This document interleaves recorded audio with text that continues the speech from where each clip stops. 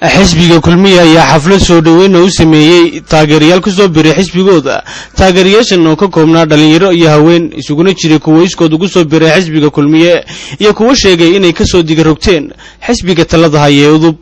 xaflad soo dhaweyn oo loo sameeyay taageerayaashan ayaa waxa ka soo qayb galay mas'uuliyiin kala duwan oo kamid ah xisbigaasi munaasabadan ayaa waxa hadal ka jeediyay afayeenka xisbiga Kulmiye maxamed kaahin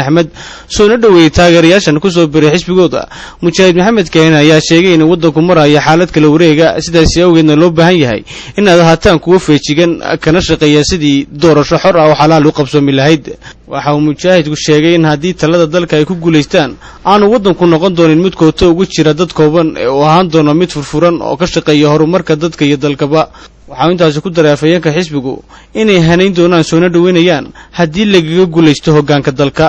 sidoo kale waxa isaguna halkaasi ka hadlay Dr. Cabdi Daahir oo mahadnaqay taageerayaashan sheegay in mar walbana ay soo dhaweynayaan cid kasta oo ku soo biirtay xisbigooda Dr. ayaa sheegay in xisbi ahaan ay ka shaqeynayaan sidii ay u kasban lahaayeen taageerada shacbiga alkabuur iyo xukuumadda iyo xisbiga udub ay ku hawlan yihiin kala qoqobida shacabka iyo urursiga kaararka cusub ee codbixinta isaguna halkaasi ka hadlay xildhibaan jaamac xasan aadan sheegayna in dadku kala dooranayaan saddex xisbi waxa lagu kala dooranayaan ay tahay maamul wanaag xisbiga Kulmiyena oo ballan qaadayo inuu la dagaalami doono musuqa furina doono ganacsiga kootada ku jira waxa kale iyaguna halkaasi ka hadlay xubno sheegay inay ka soo diga rogteen xisbiga talada haya udub kana soo biireen xisbigana Kulmiye marwaxaali cali aadan oo kamid ah xubnahaas ayaa sheegtay in muddo 7 sano ay kamid ahayd xisbiga udub intii xisbigaas aan kamid ahaana bay tiri aanay jirin wax alla iyo wax horumar oo aan ka faa'iiday aan hayn dib u socod maantana aan kamid noqday xisbiga mucaaradka ee Kulmiye